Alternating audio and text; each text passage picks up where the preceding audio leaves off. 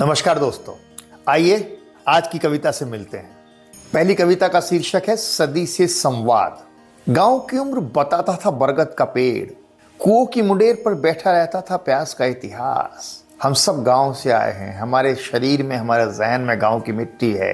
बस वहीं से कविता उठती है और 21वीं सदी के मुहाने पर खड़ी होकर हमसे बात करती है। गांव की उम्र बताता था बरगद का पेड़, कुएं की मुंडेर पर बैठा रहता था प्यास का इतिहास। पत्थरों पर लिखी थकान करती थी इंतजार राहगीर के लौटने का। पक्के मकानों के आंगन में खेलते थे झोंपड़ियों के बचपन। एक रिश्ता पड़ा रहता था याद के कांधों पर, जिसमें बंधी होती थी पहचान पीढ़ियों के दर्द की।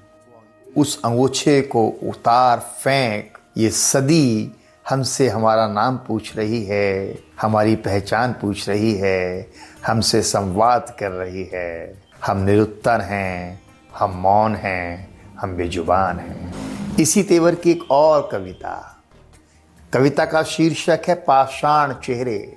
यहाँ भी मैं बीते हुए कल को आज से संवाद करते हुए देखता हूँ।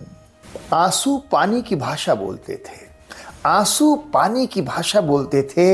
हंसी की गुनगुनी धूप पसरी रहती थी आंगन में। सुख दुख रोज सुबह एक ही टहनी पर उगते थे। एक दिन अचानक पेड़ सूख गया, सूरज रूठ गया, आंखें उगाई पूरे शरीर पर। किसी ने इसे जादू कहा, किसी ने आश्चर्य, किसी ने परिवर्तन, किसी ने क्रांति। हमें पता ही नहीं चला, हम और हमारे चेहरे कब पाषाण हो गए। हम कब बोलना भूल गए, हम कब जीना भूल गए, हमारे चेहरे पाषाण हो गए। थैंक यू, धन्यवाद। अच्छा लगा तो आप लाइक और शेयर से हमसे जुड़े रह सकते हैं।